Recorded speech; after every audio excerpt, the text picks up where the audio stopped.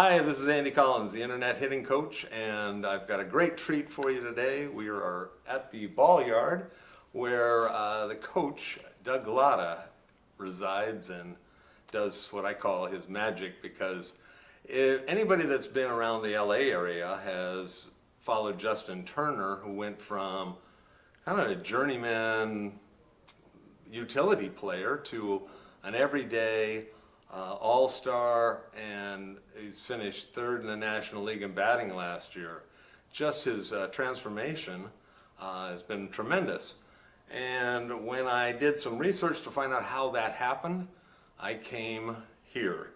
I found out it was Doug Latta. So without further ado, I'm going to ask Doug, I'm going to ask him how he came to this great knowledge that was able to transform him, how Justin found him, and we'll go from there. Hello, Andy, and thanks for being here at the ball yard with us.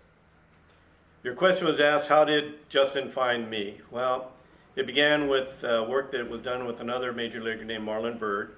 We revamped his swing in 2012, and he played with the New York Mets in 2013, and that's where he and Justin were teammates and became good friends, because they love to talk hitting. And Marlon was talking about all the things that we'd worked on, which were a little bit different than what was conventionally taught at the major league level. Over the course of that year, Justin started seeing what those changes were doing for Marlon. At the end of the year, he actually tried to integrate some of those changes and had great success. So that winter, Justin, who lives out here in Long Beach, came in to work with me and to begin that process of transforming his swing. And the rest is history. Justin was able to make some great adjustments, build a strong foundation that he could, make further adjustments for as time progressed.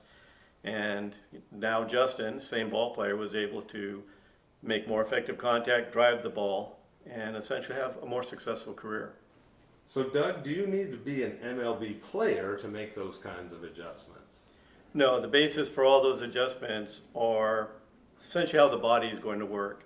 So even at an early age, an amateur, a younger player, baseball or softball, can start refining those body movements, which are going to lead them into being able to take the same swing or make the same body movements that allow you to take a better swing. So, or you're saying, will what you taught Justin then translate over to fast pitch softball players? Absolutely. Whether it be a male or female body, the human body works the same way, and we have an efficient range of motion. As we start making moves that are more efficient, we are going to have more effective coverage in the zone and more effective contact. And so it doesn't matter whether we're facing a softball pitcher or a baseball pitcher, it's going to be the same. Okay, with the many buzzwords out there, we've got hitting, linear, rotational, hybrid, all kinds of different things. How would you describe what you teach? I would probably classify as being more efficient, because there are a lot of words that are associated with hitting quote-unquote styles. And what we really focus on is not the elements of the swing itself, but how the body works. So we look at movements at setup to launch position, because those are actually what allow a hitter to swing. The swing is a product of how the body sets up and works. So basically, I guess now we go into what are the elements of this swing. Okay. Or if you said it was really a non-swing but more of a body movement to be ready to swing, or did I get that wrong? You've got that. What we look at is the first thing that we use as just the defining point of our instruction is the human body works best and is most efficient and strongest from a position of strong balance. And strong balance is a 50-50 position, not tweaked any other way, but we work our best from 50-50. That's athletic movement. So the very foundation is that we have a setup which will allow the hitter to get to that 50-50 balance in order to start their swing. Then at that point, we have to look at what is the ideal of a hitter, and the best thing I could say for a hitter is our goal is to hit through every pitch we see, not hit at it or around it. We want to hit through it in order to allow our posterior chain to follow the movement. Absolutely the same as when we throw. So by being able to get to a good position of 50-50 and then initiating a move that allows me to swing through every pitch I see, any location, creates me, like I said, the coverage, power, consistency, all go through the roof.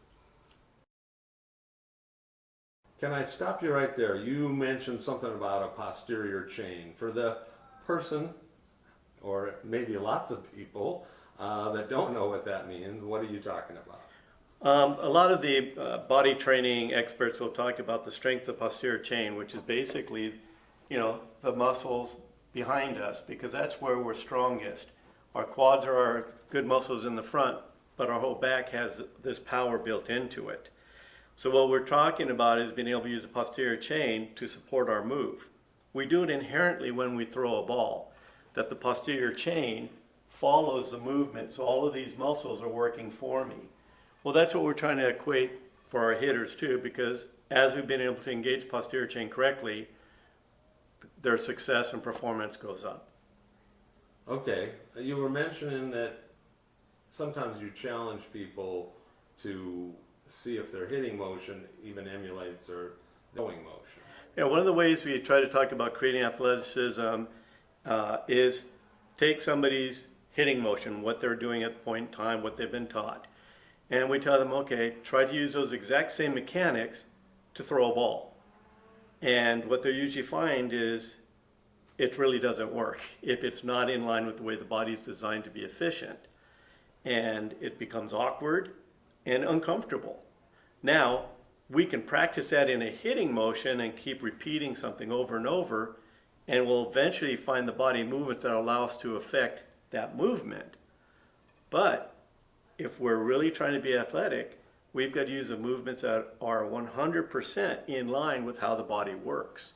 And that's where a lot of hitting instruction, I think, misses the ball. Okay, so can you demonstrate or show me your swing that you advocate, and then show how it matches the throwing? Okay, well, and again, slow motion is never good when you do it yourself, right. But what we're always doing when we throw is we're going to step to balance, and then we're going to affect our throw. So if I was going to be throwing this way, I would sit here, and then the front side would actually act as resistance to allow the back side to drive through. And that can be emulated from this move too. Because if I don't have resistance on the front side, this becomes this, and I'm outside, and I really have no strength. So when we look at hitting, we take the same things in the concept is that we never have a load back, because that takes us off balance. It doesn't create strength, it actually creates a position that we're going to have to make adjustments from. So everything happens in balance, just like it does in my throw. When I throw, I never reach out of balance. My body is always contained and in balance to make my throw.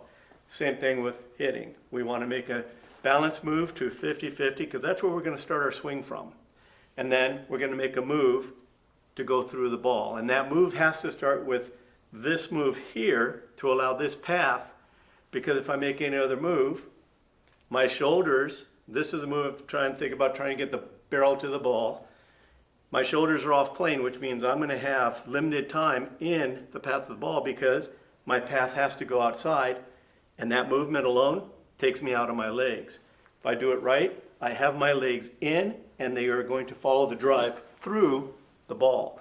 And I can effectively cover up and down, in and out, and velocity changes, and break.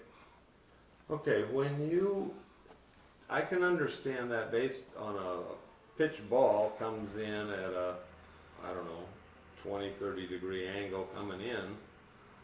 So I can see how you're on plane, I call it, with that pitch. Like what you were showing me would match that, and you're going to be in the zone a lot longer. I get that, that's great. Now, as a softball player, I'm thinking it's coming from below my hip, and now it's coming, and sometimes we got the rise ball or something that's coming maybe not up, because physics says that's physically impossible, but it's close. It comes with at least a different spin, and it's coming from down below. If you take a strike zone, and this is something I've seen presented to me for 25 years, the pitch does come in a line. That pitch does not suddenly come up close to the hitter at a 45-degree angle or down at a 12-degree angle. It's going to come through a strike zone. The pitch doesn't stop and suddenly make an obtuse move. What happens is, although the release is lower, it's still coming in a line through. So when we're in a contact point, we're contacting in pretty much a line. It's not going to be a radical departure from a point of the angle. But the one thing to think about, particularly in softball, is I'm still going to come through a pitch in a line because I don't have to try and get on top of the ball, which was a phrase people use all the time. But just the concept of getting on top of the ball means I'm going to hit to one point effectively in time, and then I'm going to be suddenly off point. And for that to happen, my shoulders have to move off of my body, and I'm going to lose legs, and I'm only going to have X amount of time in the zone.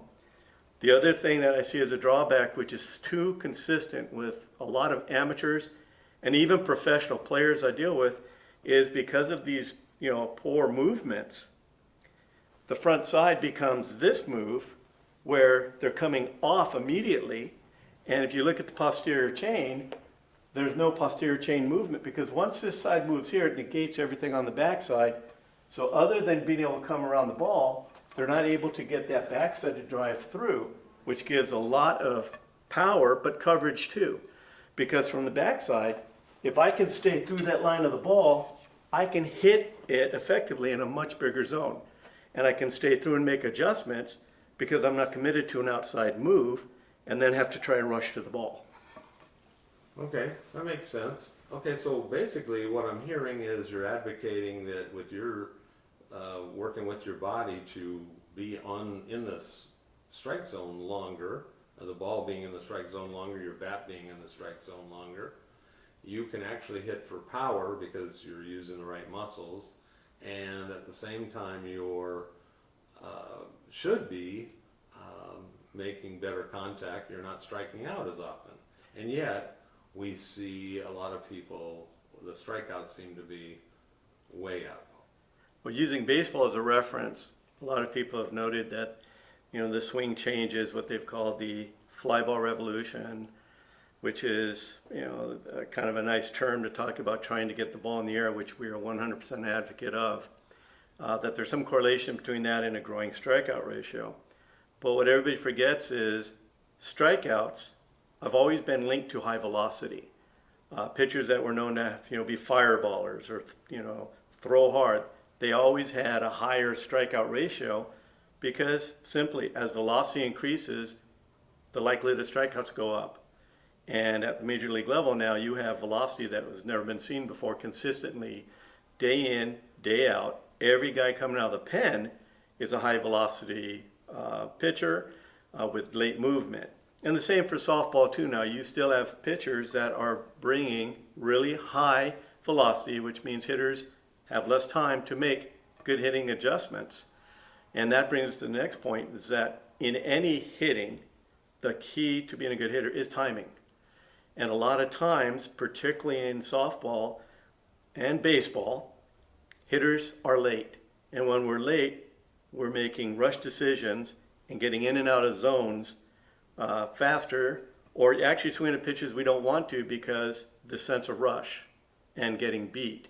When we're on time, we see the ball better, and we can make a better hitting assessment just based on being comfortable, relaxed, and be able to take a good swing rather than have to suddenly rush to get to the ball.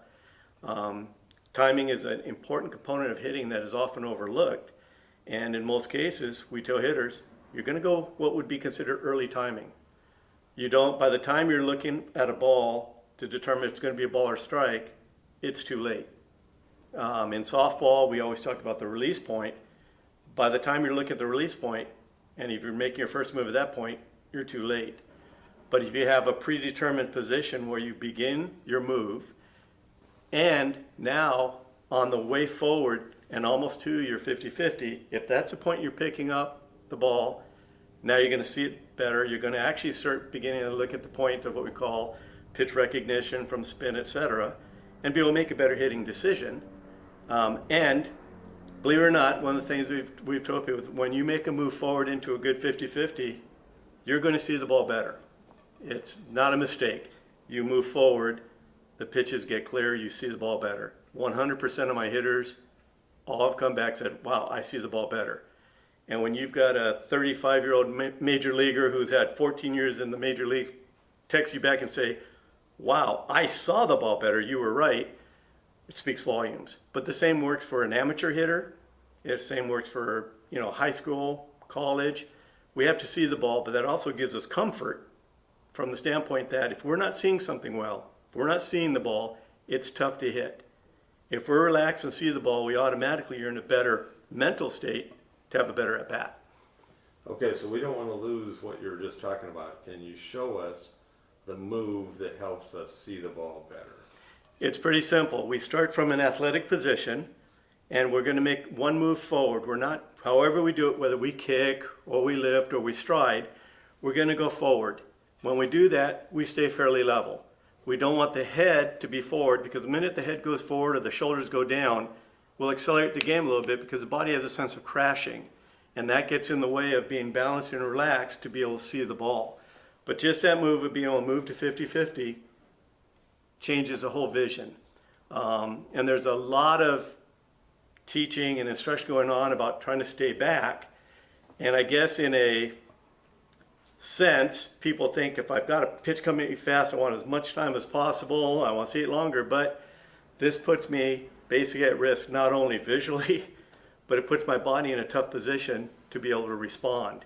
And that's when you'll see breakdowns and, basically dramatic changes in the wrong direction for a hitter.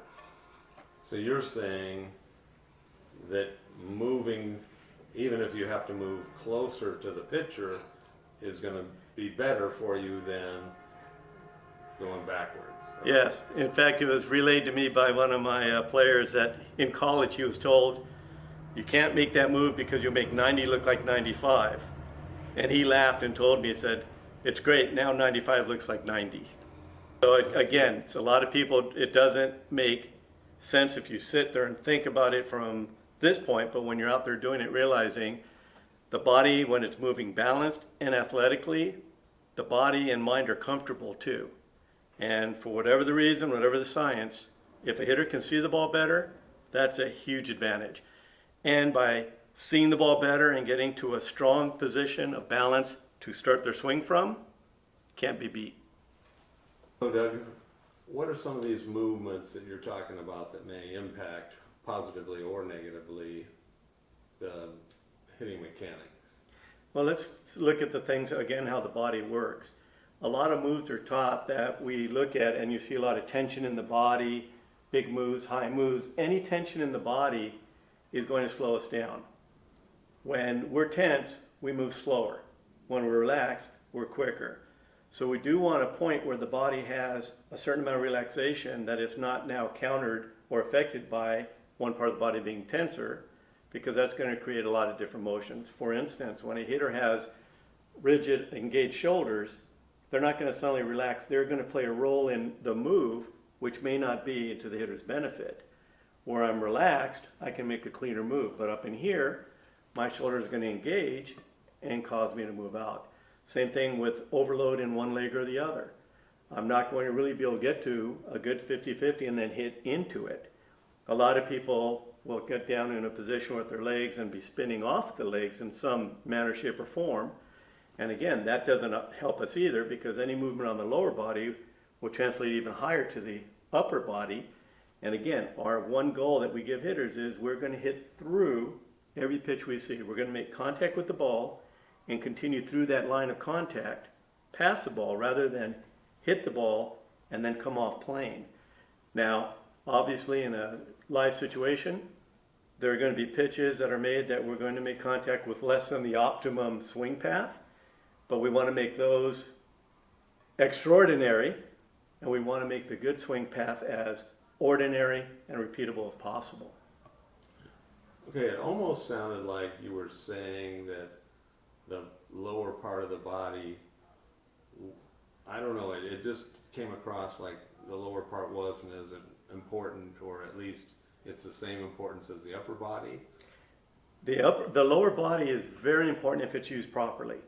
But Oh. unfortunately, a lot of the training I've seen and witnessed over the last 30 years emphasizes like poor body control on the lower half. Our body, again, works well from 50-50, and that means we have legs underneath us. We can't negate the bottom half because then we become top half heavy. We just become very upper body, and that takes away the primary strength of our body, which is our core, our glutes, our thighs, our hams. That's where our big strong muscles are. We need those muscles working with us. We want that whole body working. So what we talk about is getting to a good position, and we've talked about the posterior chain, but allowing the entire body to take a clean drive through the ball, but being supported by the whole body rather than disconnecting and then watching everything leave each other to finally wind up with maybe what we call like a shoulder swing, an upper body swing, around the ball swing, because that's how it translated. And it had nothing to do with what the hitter's thought was. If the body makes certain movements, that's what you wind up with. And again, so the idea we give a hitter, the one concept is find a way that you're going to be able to hit through every pitch you see. And if they're hitting through every pitch they see, they're probably going to be using better body mechanics to do so. And again, we look at the efficiency of contact. If I can have my bat in that zone a lot longer, and to create the bat in that zone a lot longer, my hands have to just get into that zone.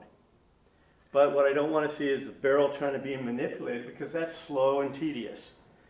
When I get my hands going, I'm clean, direct, and I can carry everything through a lot better. And again, it's not trying to throw the hands around with the shoulders, as you see a lot of people talk about, or down. It's just bring them right under, pick up the backside, let it all drive through the ball. What do you say to other coaches if they tell you, hey, I've been doing this for 25 years, it's been working for me, I've had lots of success? How do you answer that? Well, coaches obviously, if they've been doing this for a while, whether professionally or even as amateurs, you get a little bias. You kind of you should believe in what you're teaching, I believe, is fairly normal.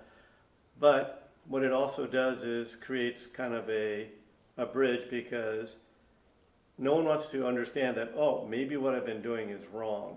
So we look at what makes things more right than more wrong. And the first thing we're going to look at is whether or not we're moving athletically and whether or not we're using our body to its best ability. And most of those concepts are almost antithetical to the majority of hitting training we've done in baseball and softball.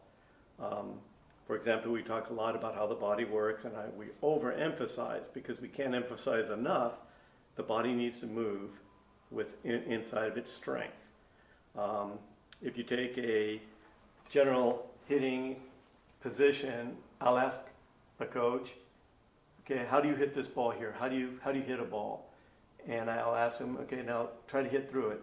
And a lot of times we'll see this kind of a motion where you see the bat flat through the zone and saying, that's where I feel really powerful.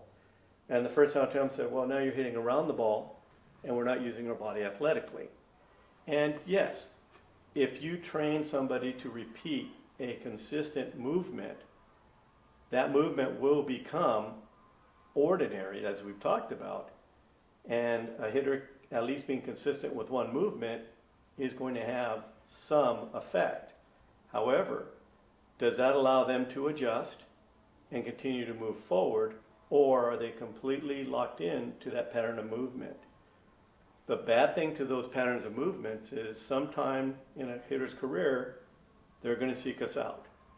And how deeply ingrained those movement patterns have become are going to be a factor in whether that hitter can make the necessary adjustments to handle the level they're at and the levels ahead of them. So we talk about ingrained movement patterns. People talk about muscle memory. We believe it's a lot greater than the idea of muscle memory, because we have a movement pattern, we have a neurological pattern, and we also have a visual pattern that we see something and we respond to it based on what we were taught.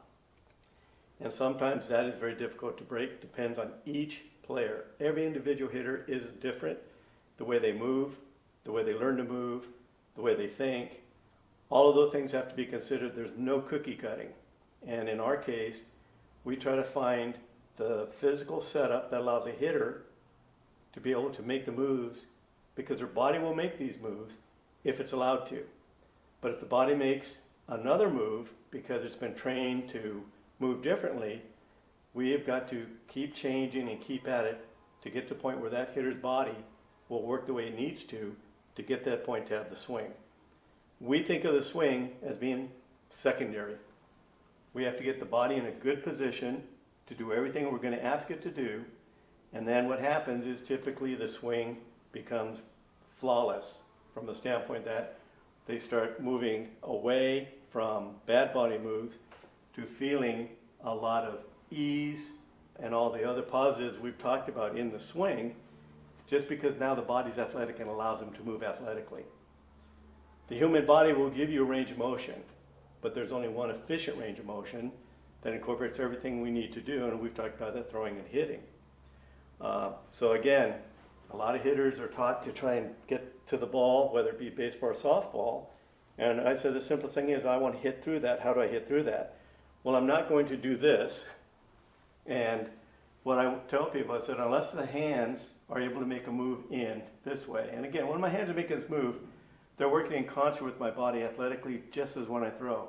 But as my hands travel, you can see where the bat can get into the zone and stay through the zone with my body backing that move up, which automatically means I can cover a bigger zone. And by covering a bigger zone, that means I can make contact in a bigger zone. If I'm coming around that zone, I'm only going to be in a good hitting point for a small period of time before I'm off. I want to stay in that zone as long as possible, and that way I can cover. And having my body supporting that move and putting strength behind that, like I said, it just takes a hitter to a different level. Coaches are often, indoctrinated to what they've taught. And the one thing I sit there and say is it athletic? And does it give it all the things we want to have in a hitter?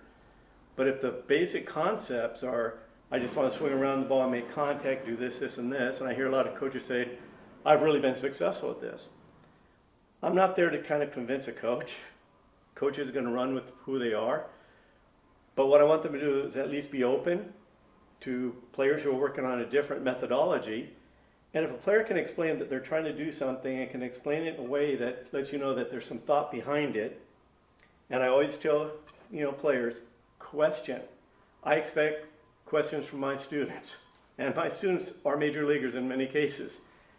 I want to hear why, because I need to be able to answer the coach. I've never said just do it, but there should be a concrete reason for what we're trying to do and how it fits in to that hitter's development. And in a lot of cases, coaches will just arbitrarily say, you must swing this way, do X, Y, Z, that's it.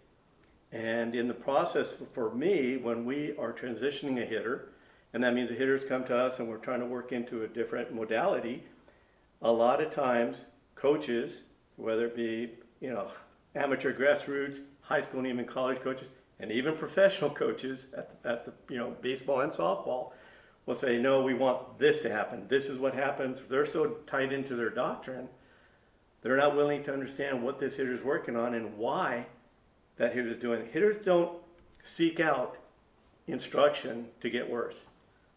So as a hitting instructor and as a coach, I've got to endeavor to do one thing, is make my players better. So I always ask myself on a routine basis, am I doing the right thing? Because no matter the age of a hitter, when they come to me or they come to my operation and they ask us to help them out and provide them instruction, they're putting their dreams, their goals, and in a professional environment, their career and family in our hands. And that's a very serious responsibility. And I tell people, even a young player who loves the sport, baseball or softball, wants to succeed, wants to excel, and they have dreams of moving up into high school, into college, and beyond. And all of that starts with what they work on. So we want to be sure of that, and we want to be comfortable with that. And if we see something coming to a hitter who's expressive, wants to get better, is struggling, then we're going to try and explain how it works for them, and there's going to be a process. I'd like to say we snap our fingers and voila, the hitters are fixed. Every hitter is different. And as we move up, the level of ability to repeat and keep a new consistent body movement is going to take time. We have to work on that. The hitter has to work on that.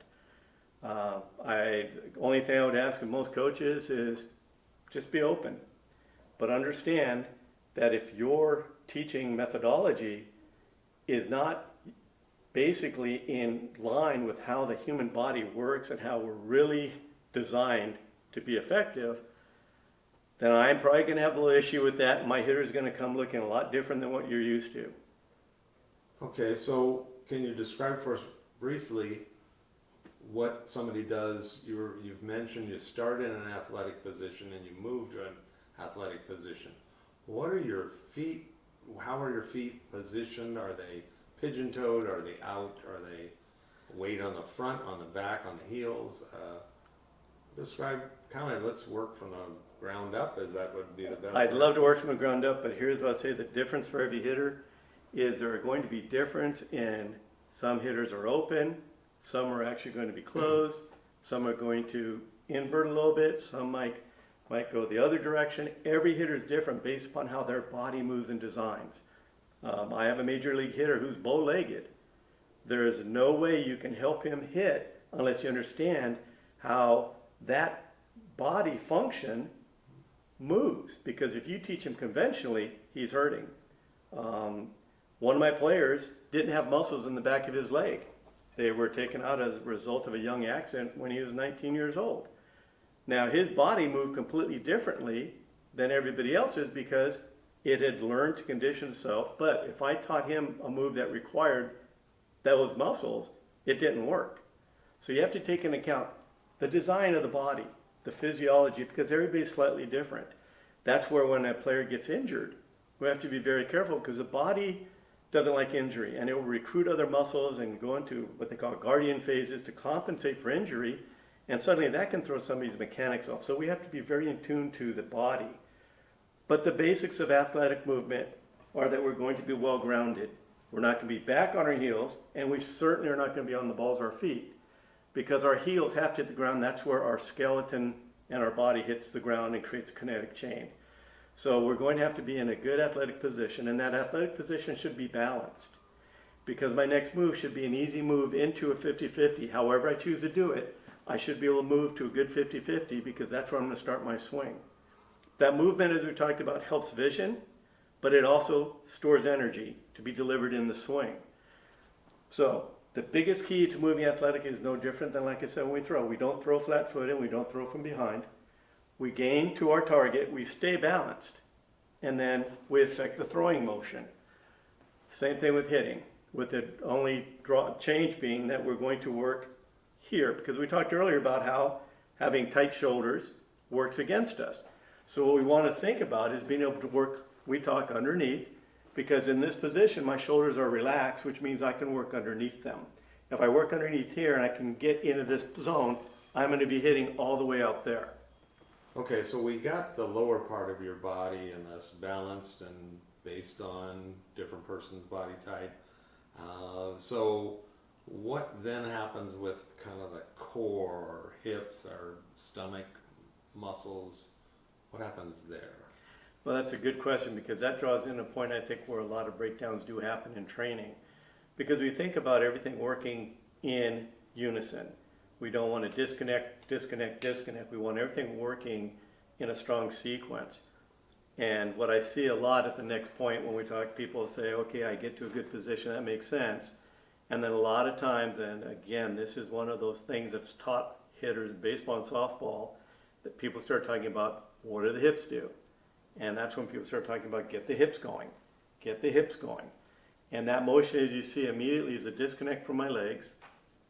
But key thing seen is that the minute my hips move out, I have to follow that zone. I have to go right down that. I cannot stay strong here. I have to leave and disconnect. And that will mean that I'm going to be going to the upper body to affect the swing. Now, we think about some of the things that we hear, you know, I'm leaking on the front side, I'm coming around the ball, I'm rolling over a lot. Those are absolute negatives you hear from hitters in baseball and softball, which are equated to the minute I open the hips, that's probably going to be the result. The other thing a lot of people don't understand is that the minute my hips open, I go to my front side. We talked about the posterior chain being behind. But the minute my hips open, I have no exercise. I've got that engaged with that front quadrant, which is pulling off, which completely negates the work here. And then what we have is basically we call a front side, front hand swing. And when you talk about bad things happening to a hitter getting jammed, it's a front hand that jams us. The backhand will never get jammed. When we hit a lot of ground balls, it's a front hand pulling us into this position where we have possibility of more ground balls. When we're pulling off the ball, it's a front hand doing it because the backside is just basically getting dragged around by the initial move. So what we look at is try to take the hips out of the equation. Never, ever emphasize the front hip. Think about the backside, not the back hip, but how the backside works. Some hitters can activate, and again, different terminology, different words, say they can do this, they'll work. You've got to find what works that hitter to allow the backside to decide what's happening, because that keeps you on plane. And when the backside goes, it drives and puts all that posterior chain through. But again, I definitely stay away from any time to try and trigger a swing or start a swing from the front side, because at a certain point, that's a flaw and it's going to hurt a hitter. And if we're using the backside properly, just like when we throw, we're going to be in a much better athletic position to have success. And once again, using the throwing idea, if you try to get your hips out of the way first before you throw, your body's going to tell you just how unathletic and awkward that move is. And once again, as we talked earlier about the shoulders, movement goes up the chain. And again, when the shoulders move, I'm going to be coming off plane. So I've got to be more perfect in my approach, and I don't have a big margin. And I think once we understand that we can work underneath our shoulders and keep them on plane longer, they'll move plane eventually, but they're not going to move it early. But that affords us a greater margin to have success. And one of the comments I hear from the major league level is like, wow, by moving right, I have a much bigger margin. And that is a gift to a hitter, because a bigger margin gives us more time to think and more time to have effective contact in a bigger zone, rather than having to move and go, I got to get to that point now. So one of the things I'm really very, very passionate about is, let's not worry about the front hip triggers. Let's not worry about front side moves, because they usually are going to compromise a hitter. Now we again get up to the upper body, and that's what we talk about where the hands will go. One thing we do talk a lot about is hitters' hands are going to change, because when we're up in here, if you think about it, if I'm engaging my shoulders, I'm already out of my legs because I've got upward force on my body. But the other thing is, if my shoulders are engaged, they're going to work engaged. They're going to be connected. What I want to be able to do is relax and work underneath my shoulders, let them support the move rather than control the move. And that's critical, once again, to be able to have a swing path that allows me to cover the zone. And I should be able to drive through outside pitches as well as middle pitches, in, up, down. So again, the ability to just put your body in a good position. And as we talked about where the head relates, my posture move, when I make my move, I should be balanced. My head should stay in the middle, balanced, because then I can affect a good swing. But if my head goes forward, my body's going to follow that move and put me in less than an optimum position. If my head goes forward anyway, as we talked about, shoulders go down, that means the front shoulders are already connected. And that's going to dictate a change in my swing, not in my advantage. But again, being able to move here also puts the mind at peace, because the minute you take your head off plane, the body starts compensating for the fact that it understands the head isn't balanced. Right now I could feel my Achilles tendons, calves, different variations in my hamstrings. I can feel my lats and my traps just because I took my head off balance. The minute I go here, body's relaxed again. So it's not only that the body's got a subconscious routine saying, uh-oh, I'm in trouble at a time I'm trying to go hit a ball, So it's kind of, I said, a little bit clouding my ability to be clear, but I'm also engaging muscles that are working to do something other than making a move to the ball. So there's lots of little parts and pieces that we think come together as we start getting more athletic. But essentially, comes down to an athletic move with good posture to allow me to take a good swing. Okay, so you covered hands, shoulders, head, shoulders, knees, and toes. Sound like a little kid's rhyme here. Anything, so the head just is pretty much just staying over the center of your body. Okay, so we covered that. You've already covered eyesight. I think we're great hitters by now. Are there any drills? Obviously, a lot of coaches were into drills. Or it sounds like you're almost a kinesiologist more than you are a batting coach. We haven't done much with, we haven't hit a ball yet or anything. Yeah. Well, when you think about it, if we have, like I said, the first thing we do start with, yes, you're going to be doing a lot of work on hitting drills and taking dry swings and how you're going to work in BP, and a lot of that's just getting a thought going. But one of the most important drills we do at every age is just, again, letting the body make a clean move to 50-50. Teach the body how it can make a move to 50-50. As hitters get more advanced, understanding that when I make my move forward, I'm really not stepping away. I'm actually controlling that with my backside, so I'm very, very strong and balanced when I come down. So as a hitter does more and more 50-50 drills, their body gets accustomed to that move, and suddenly that becomes kind of automatic pilot. That when they're in a game, if they've done enough, their body automatically gets to 50-50. However they're going to do it, it's going to come to 50-50. Everybody has different movements. The one thing we take out is any movement of a shift to make any move to the ball. We don't want any negative moves any direction. And that includes putting the hands back in what they call a load, because once I'm behind balance, I'm out of balance. And you see one of the things we talked about a lot was the front shoulder. If I engage the front shoulder, it's going to be in and out of the zone. I'm not going to be as clean and long as I need to be. Plus, there's that tension issue again. So a hitter can work on balance moves all night long. They can work it without being in a batting cage. They can work it without being in a practice environment. And the balance move is going to help them in every part of the game, because pitching, hitting, throwing, everything we do is from balance. So the more our body understands and works with balance, the easier a lot of other aspects of it becomes. When it comes to hitting, some hitters will choose to hit off of a tee, which is as well as we're making a good move to the ball in our 50-50 and then executing the same swing path, trying to get our hands through, with the caveat the tee needs to be out in front of a hitter. I see too many balls put on a tee in front of a young hitter, and they're trying to hit it mid-body. We can't hit there. We're not going to get good mechanics. We need to be able to hit in through something out in front of us to have the right mechanics. We'll use little props for a young hitter to hit. We'll put a 2x4 board right in front of them that they just step over. So they learn to step over to swing. A lot of it depends on how much pattern movement we're trying to get rid of from other coaching. But again, trying to get them to just duplicate moves and then affect the same swing. There are tools and devices, and I could recommend anything that works to help hitter make that move is probably going to be a good thing. I don't like overweight bats for the reason that if the implement is too heavy, I'm going to become an upper body hitter. I'm going to use my upper body to swing. As a hitter gets older, more mature, if they understand how their legs work, I'm all for being able to use a little different weight implement. But again, we're patterning movements to affect the swing. And when we're looking at kind of drill work, I like the thought of that if the pitch is inside, I'm driving it up the middle. I'm hitting it up the middle. I'm not coming around it and I'm not hitting it down on the ground.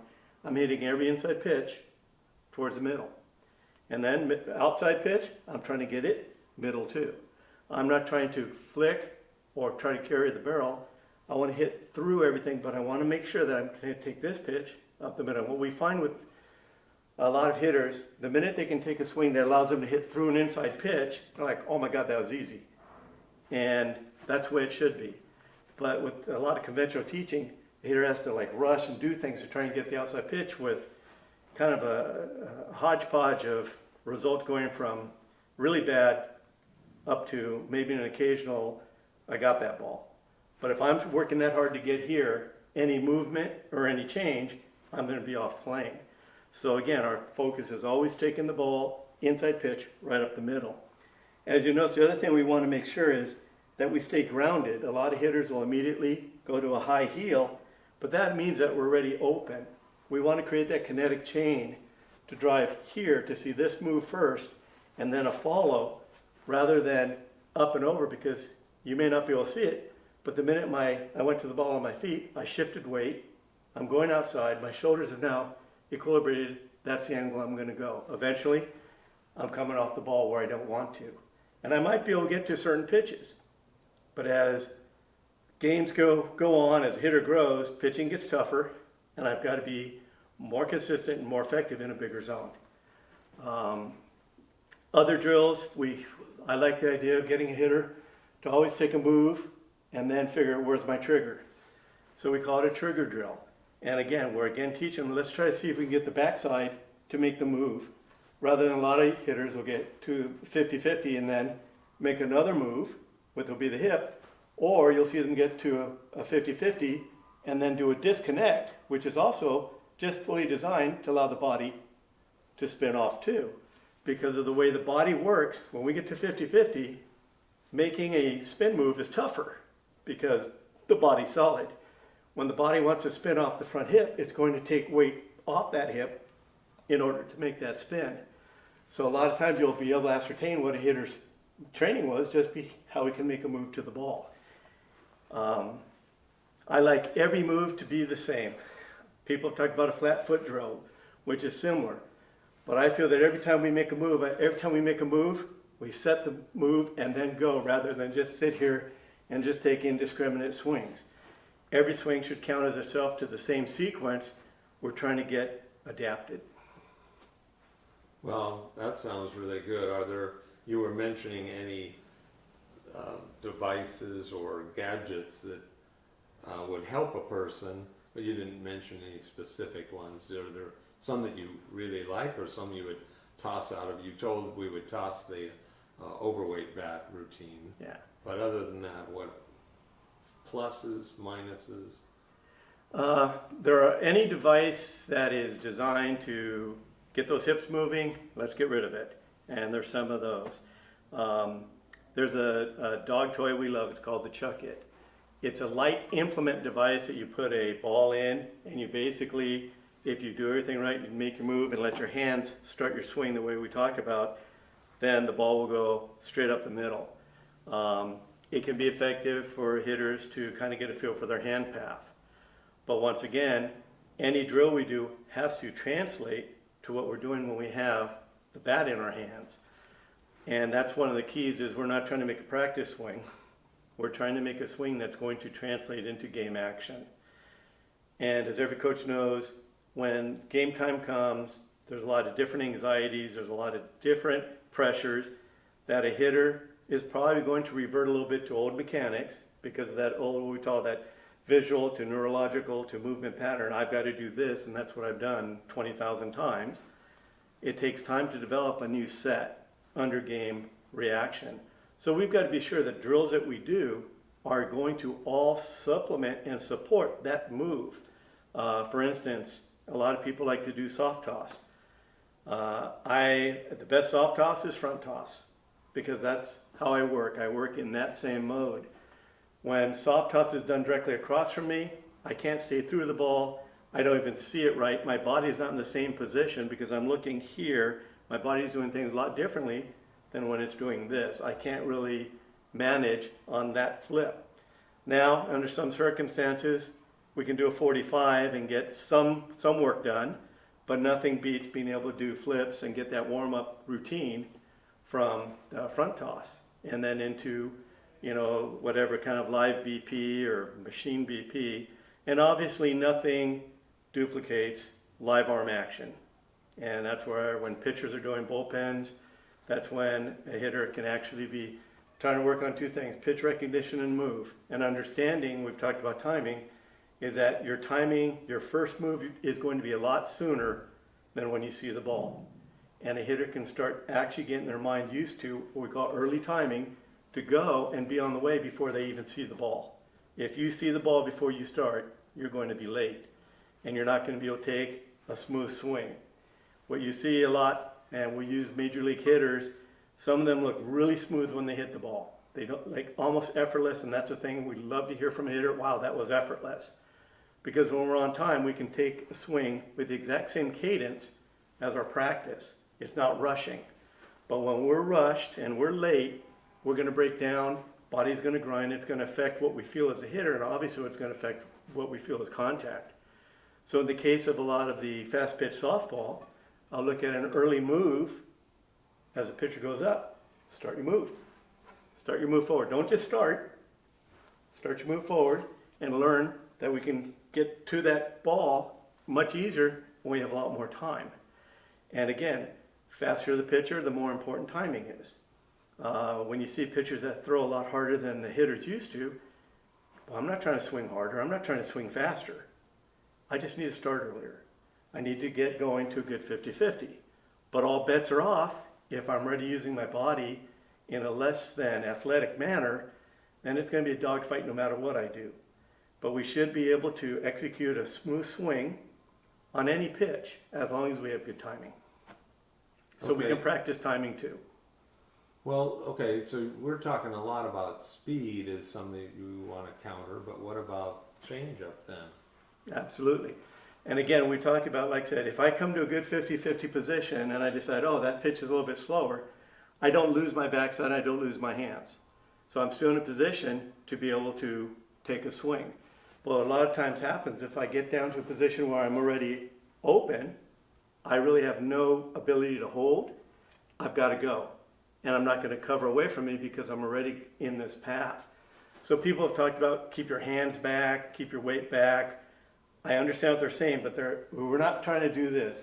We're trying to be here in an athletic position and in control of this side, the back side that we've talked about, to be able to compensate for speed and breaking balls and off speed. But the other thing we think about, that move to 50-50, if I'm going early, my body can learn like, oh, that's a little slower.